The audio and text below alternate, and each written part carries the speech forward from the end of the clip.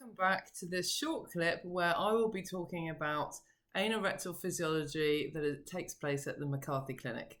If you haven't watched some of the previous videos, my name's Kathryn McCarthy and I'm the colorectal surgeon based at the McCarthy Clinic. And one of the specialist tests I will be offering is called Anorectal Manometry. In some other spheres, people refer to it as GI physiology. Essentially, what we call in layman's terms is a balloon test, and the balloon goes through the tail end and it measures the function and the muscle pressures within the anal sphincter as they sit within a bowl of pelvic floor muscles. So I'd like to show you the equipment today to try and reduce your anxieties about this very short but specialised test that we offer at the clinic. Now, the test will involve an initial discussion and taking consent. It is what we call a very minimally invasive procedure. So it's not as invasive as, say, an endoscopy procedure, but it's still the passage of a small tube through the tail end, and it looks like this. Now, this is completely disposable and single use, so for each patient, it will be discarded at the end. The first thing we do is ask you to lie on your left-hand side, and we pop this catheter through into the tail end, and it's this softer area in the middle that will sit within the anal sphincter.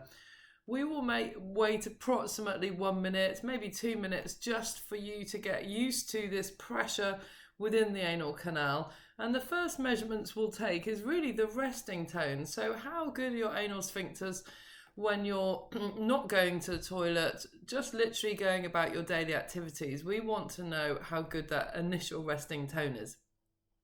After we've taken a couple of measurements, the next thing I'll ask you to do is to squeeze really hard and try and keep it for 10 seconds. And I will encourage you as you're doing it.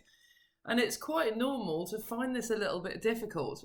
And the reason for that is the anal sphincter muscles are very difficult to locate. If you wanted to just squeeze them, most people would clench the buttocks. It's a much bigger muscle, it's much easier to locate. The anal sphincter muscle, however, is very unusual in that it's not something you consciously think about, and so you might find it quite difficult. It shouldn't be painful, but it might feel a little bit strange.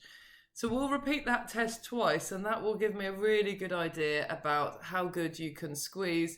So for example, if you had urgency and you were running to the toilet and you really wanted to squeeze those muscles and stop yourself having an accident, we need to know just what those pressure measurements are, and this test will give us that information. The real beauty of this test, however, I think is in the balloon, which you can see at the end is very soft and squishy as it goes in through the tail end. And using a syringe, we're able to blow up this balloon, and I'll just demonstrate this. Blow up the balloon. Usually we don't go much larger than about 60 mils. Now the purpose of this is to test the sensation in your rectum to see how sensitive is your rectum, and we're all on a spectrum. Most patients would, at about this level, start to be aware of a sensation or a need to evacuate. Once it's fully inflated, which is a little bit bigger than this, I will then be asking you to strain down, to push down as if you were opening your bowels. It's a very quick part of the test, so you mustn't be embarrassed. It's over pretty quickly. We can deflate the balloon very quickly, as you can see, if you find it uncomfortable.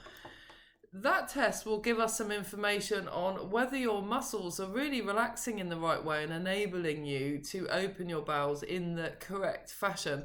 And sometimes this can go a little bit wrong, particularly over years of not having much time or having a hard stool consistency. So it's really something we could potentially work on in this clinic.